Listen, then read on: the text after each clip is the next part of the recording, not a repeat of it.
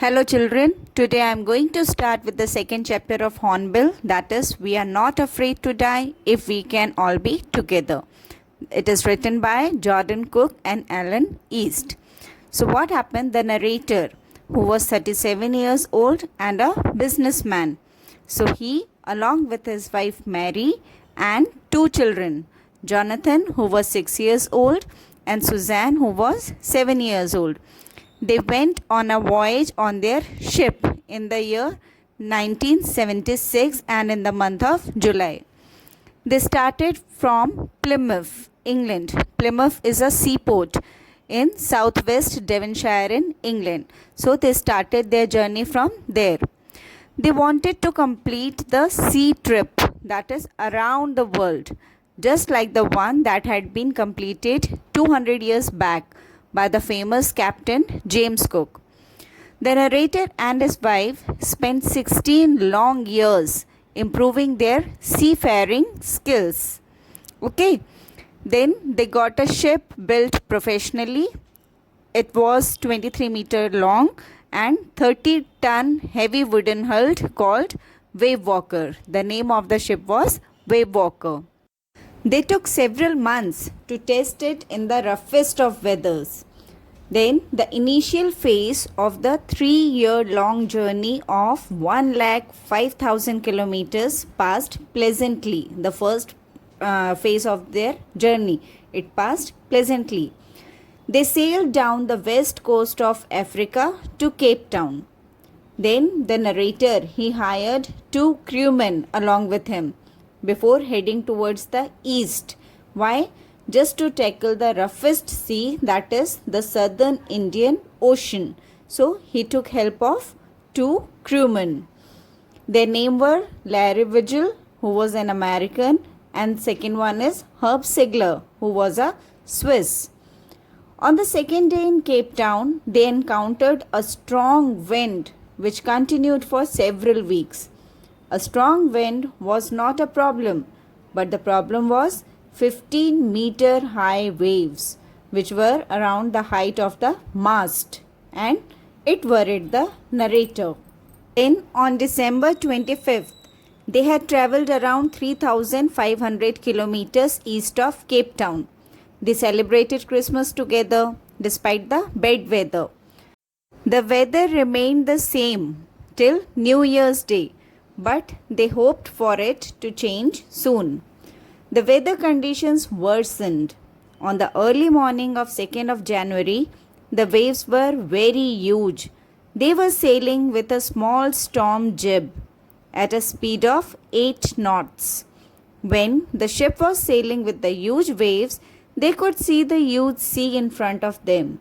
The noise of the waves and strong winds was quite painful for their ears.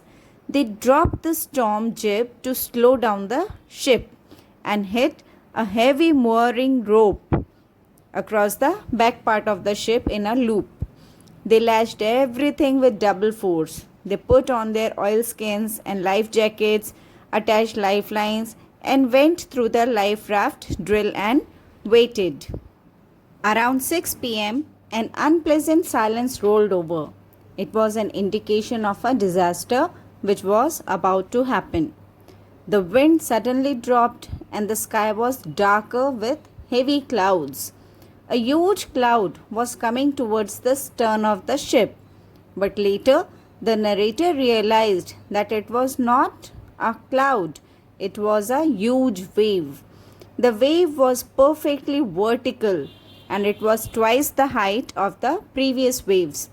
They saw with the top of the wave looking unpleasant due to its height. Now the thunder increased and the wave moved the stern up. They thought that it would not do any damage, but a huge explosion vibrated the deck. A strong moving stream of green and white water broke over the ship, means water entered in the ship.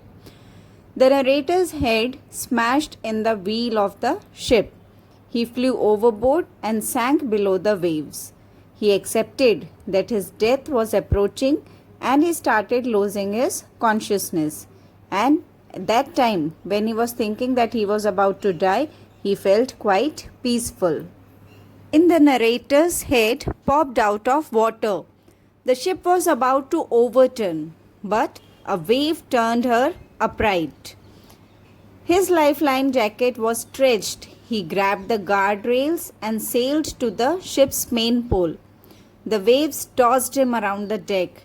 He was fully injured as his left ribs were cracked, his mouth it was filled with blood, and he had a broken tooth. Then he found the wheel, lined the stern for the next wave, and waited. There was water everywhere. The narrator could feel water below the ship, but he didn't leave the wheel alone.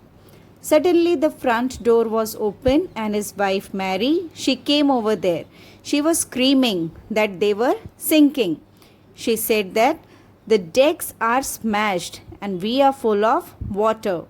The narrator handed her the wheel and climbed towards the door.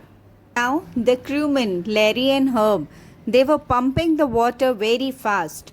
The timbers of the ship were broken and were hanging badly. The starboard of the ship had sunk. Clothes, crockery, charts, tins, and toys were roaming around in deep water.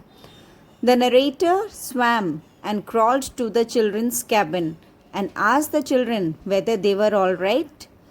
The children replied, yes. Sue, Suzanne, his daughter, she complained about a big bump on her head. Her head was swollen. The narrator didn't pay much attention to it as his major concern was to save them. The narrator found screws, hammers, and canvas. He went back to the deck. The broken starboard side was letting so much water in. If the narrator could not fix the problem, they would all sink in the sea. The narrator then stretched the canvas cloth and secured the waterproof hatch which covered the gaping holes. Some water streamed below and some was now deflected over the side. The hand pump was blocked as it was choked with the rubbish that was floating around the cabins. The electric pump, it was also short-circuited. As the water level rose, the narrator found 2 hand pumps had been removed along with a rope, jib, a small boat, and the main anchor was there. He found another electric pump under the chart room. He connected it to an outpipe and it started working.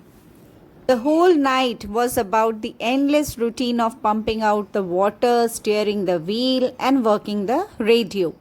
There were no replies to their signals sent over the radio as they were in the remotest part of the world.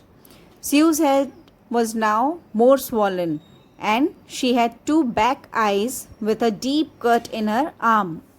When she was asked that why she didn't tell him about her injuries earlier, she said that she didn't want to worry him as he was trying to save them all. So with this we have completed the first part of this chapter. Rest of the part I will explain in my next video. Thank you.